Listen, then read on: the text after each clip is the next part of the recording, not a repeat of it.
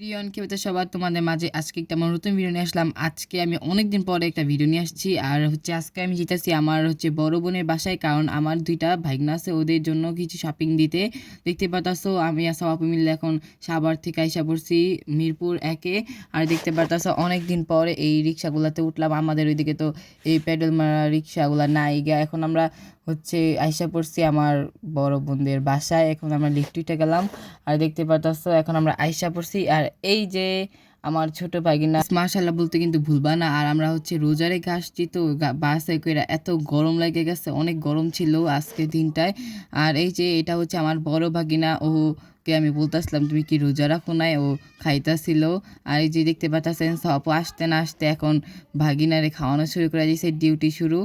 আর এই দেখতে পাচ্ছেন আমরা হচ্ছে এখন খুব মজা করতেছি। তারই সময় কোনো ভিডিও করা হয় নাই। আর দেখতে পাচ্ছো বাইরে অনেক বৃষ্টি হইতাছে।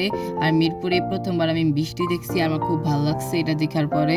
তো আসছিলাম এক রাতের জন্য আমার ভাগনাদেরকে একটু দেখার জন্য, আর হচ্ছে ওদের কিছু শপিং দেওয়ার জন্য। এই যে আমার বড় বোনটা বলতেছিলাম টাটা জায়গা। আর ওই যে দেখতে পাচ্ছি এটা এখন আমরা বাইর হইতাছি। এখন আমার খুব খারাপ লাগতেছে আমার ভাগনাদের জন্য। এখন দেখতে পারতেছি আমরা এখন চলে যাইতেছি। আর এই যে সাওয়াপু, আমরা হচ্ছে কোনো জামা কাপড় নিয়ে আসি, আমরা শুধু একদিনের জন্য আসছিলাম। তাই দেখতে পাচ্ছি যে জামা পরে আসছি, সেই জামা কাপড় পরেই নামতাছি। আর এই যে এখন আমরা হচ্ছে ফিটফাট হইতাছিলাম।